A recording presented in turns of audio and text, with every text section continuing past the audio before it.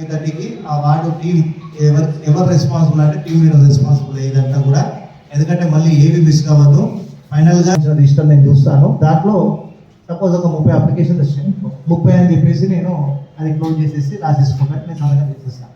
ఇందిరా ఇంటి కోసం ఒక 15 వచ్చాయి, 15 అప్లికేషన్ వచ్చి నేను సంతకం చేసి క్లోజ్ చేసేస్తాను.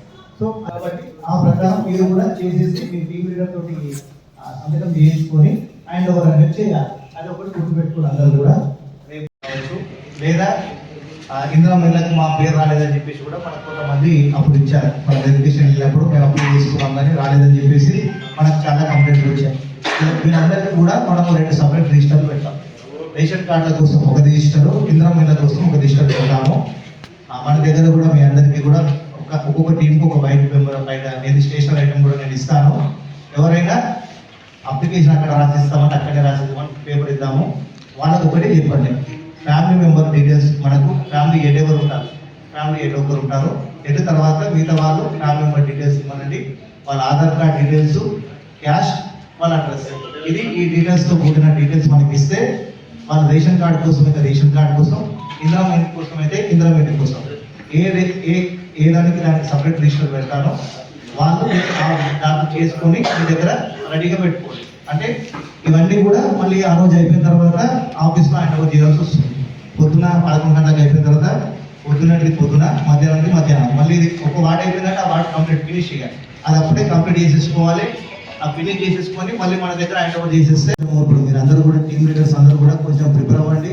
మనం చదివించి వినిపించాల్సిన అంశాలు ఏంటంటే ఇప్పుడు మనకి ఇచ్చారు కాబట్టి గ్రూప్లో అందరూ కూడా తీసుకొని అవే ఐటమ్స్ ప్రిపేర్ చేయండి. ఇప్పుడు 6వది నువ్వు చూసుకో, 6వ మీరు దత్తారెడ్డి తోటి చేసేసుకొని ఆయనతోటి డీల్ చేయించండి, మాట్లాడించండి. మనం మాట్లాడేటప్పుడు కూడా ఇప్పుడు టీమ్ లీడర్ టీపీఓ గారైనా, ఎస్ఐ గారైనా, జేఓ గారైనా వీళ్ళు కూడా అక్కడ ఏం లేదు, మనము అందరం డిఫరెంట్ టీమ్స్ లీడ్ చేస్తాం కాబట్టి టీం లీడ్ చేసేటప్పుడు ఎక్కడ కూడా మనము ఆ వార్డుకు సంబంధించి ఎవరైతే వచ్చిందో మన లిస్టు అది వినిపిస్తాము. ఇంకోటి రెండో విషయం ఏంటంటే చాలామంది ఇంతకుముందు గతంలో మీ సేవా కేంద్రాల ద్వారా రేషన్ కార్డుల కోసం అప్లై చేసుకున్నారు. అందులో కొత్త రేషన్ కార్డుల కోసం అప్లై చేసుకున్న వాళ్ళు ఉన్నారు. ఆల్రెడీ ఎగ్జిస్టింగ్ కార్డులో ఫ్యామిలీ మెంబర్స్ అడిషన్స్ కోసం తీసుకున్న వాళ్ళు కూడా ఉన్నారు. ఆ లిస్టు కూడా ఇప్పుడు మనకు కమ్యూనికేట్ చేస్తారు. అది కూడా అందులో కూడా 50,000 మన జిల్లాలో 50,000 అప్లికేషన్స్ అప్రూవ్ అయినని చెప్పేసి కలెక్టర్ గారు చెప్పారు. ఇంచుమించు మన మున్సిపాలిటీకి కూడా ఒక 2,000 అప్లికేషన్స్ వరకు అవి కూడా వస్తాయి. అవి ఆల్రెడీ వెరిఫైడ్, మనం మళ్ళీ వెరిఫికేషన్ చేయాల్సిన అవసరం లేదు. తహసీల్దార్ గారి ఈ లిస్టును కూడా మనము ఇప్పుడు మనకు ఏదైతే నేను తహసీల్దార్ గారు అప్రూవల్ చేసిన లిస్ట్, వెరిఫికేషన్ చేసిన లిస్ట్ అది కూడా వార్డు వైజ్ చేసేసి మీకు ఇప్పుడు మీకే ఇస్తాను. ఎవరైతే ఇప్పుడు వార్డు వెరిఫికేషన్ ఆఫీసర్ ఉన్నారో మీకు కూడా ఇస్తాను. దీంట్లో కొన్ని సేమ్ ఉండొచ్చు, ఆల్రెడీ ఆ లిస్టులో ఈ లిస్టులో ఉన్న వాళ్ళ పేర్లు మ్యాచ్ అవ్వచ్చు, మ్యాక్సిమం మ్యాచ్ అవుతాయి. ఎందుకంటే ప్రతి ఒక్కరు కొత్త రేషన్ కావాలనుకున్న వాళ్ళు ఇక్కడ చేస్తాం, అక్కడ చేస్తాం, ప్రజాపాలన కూడా చేస్తాం. ఇంకోటి ప్రజాపాలనలో కూడా మనము వార్డు వైజ్గా లిస్ట్ తయారు చేసినాం, ఆ లిస్ట్ కూడా ఇస్తాము. మన ప్రజాపాలనలో కూడా వీళ్ళు చేశారు, వీళ్ళకి సంబంధించిన కూడా లిస్ట్ మన దగ్గర ఉందని చెప్పేసి మనం చెప్పుకోవచ్చు. ఈ 3 లిస్టులలో ఎవరైనా పేరు రాకపోతేనే వాళ్ళకి కొత్త లిస్ట్ తీసుకోండి. దీనివల్ల 90% మీకు అప్లికేషన్స్ రావు. ఈ 3 లిస్టులు మీ దగ్గర పెట్టుకుంటే 90% మీ దగ్గర రేషన్ కార్డులకు సంబంధించిన అప్లికేషన్స్ రావు.